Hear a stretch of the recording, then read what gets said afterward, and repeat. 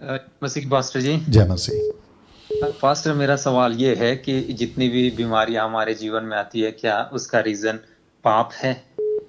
Okay, good question, अच्छा प्रश्न है। आपका नाम क्या है सर? पास्टर, मेरा नाम जगदीश है। जगदीश, आपसे बात हो चुकी है पहले ना?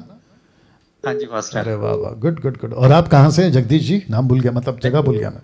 हिमाचल से हूँ पास्टर। अरे वाह वाह, हिमाचल, हिमाचल, बहुत अच्छा।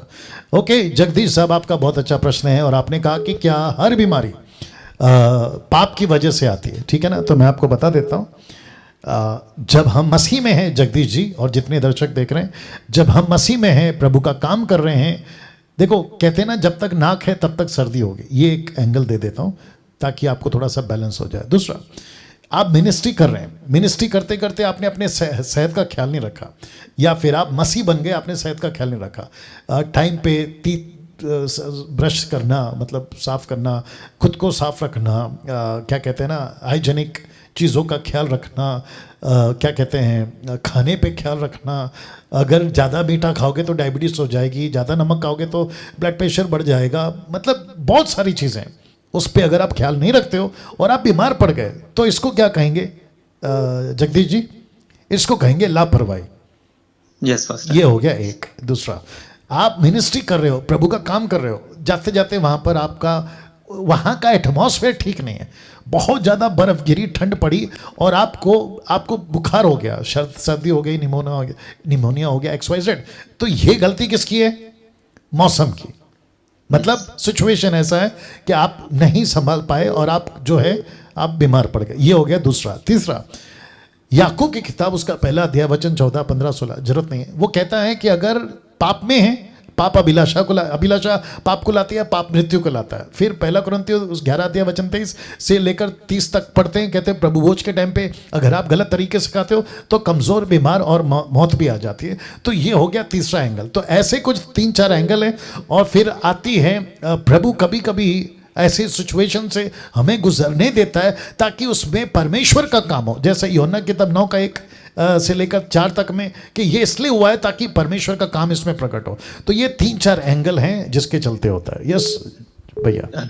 यस पास्टर, एक्चुअल में जब चर्च में जाते हैं तो चर्च में तो एक ही चीज कही जाती है पास्टर के, कोई बीमार है तो उसको यही बताया जाता है कि आप पापी है या पाप करते रहते हैं, यही एक वजह है। तो मुझे लगता है कि सिर्फ एक यही वजह नहीं हो सकती पास्टर, जैसे आपने बताया कि ये बहुत सारी वजह है फिर बीमार होने की।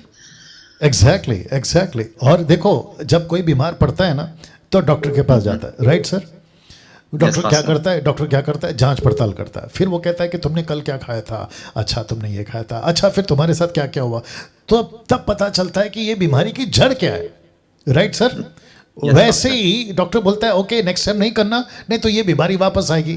तो यीशु ने भी एक जगह पे यही बोला था, यूहन्ना की किताब 5:13-14 में उसने कहा था कि फिर से पाप नहीं करना, नहीं तो उससे कोई भारी विपत्ति आ जाएगी।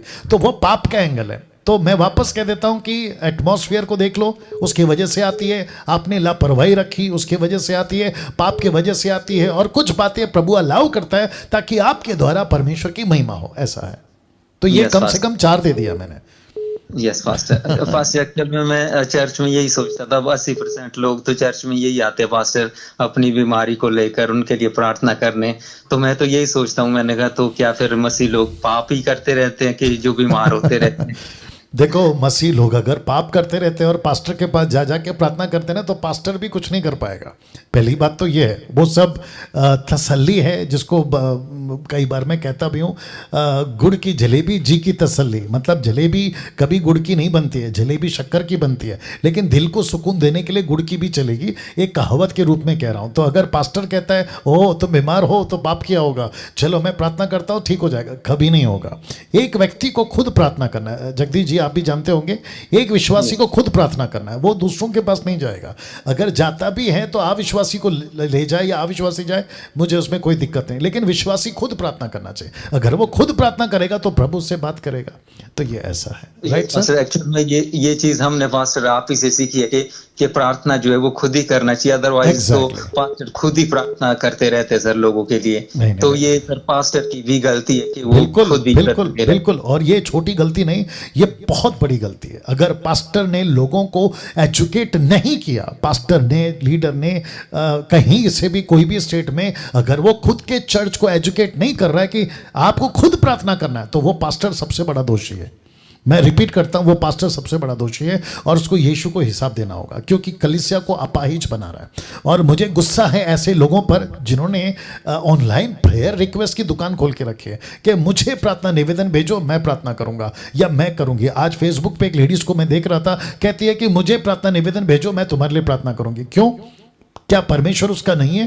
क्या डायरेक्ट उसकी प्रार्थना को नहीं सुन सकता? सुन सकता है। ये क्यों नहीं सिखाते? आप खुद को क्यों प्रमोट कर रहे हो कि मैं प्रार्थना करूंगी या करूंगा तो ठीक होगा? क्यों? बकवास है। मैं रिपीट करता हूं, बकवास है। ओके, तो खुद प्रार्थना करने के लिए पास्टर ने उनको एजुकेट करना चाहिए। यस जगदीश जी। हैं। Yes pastor, thank you so much pastor. God bless you, God bless.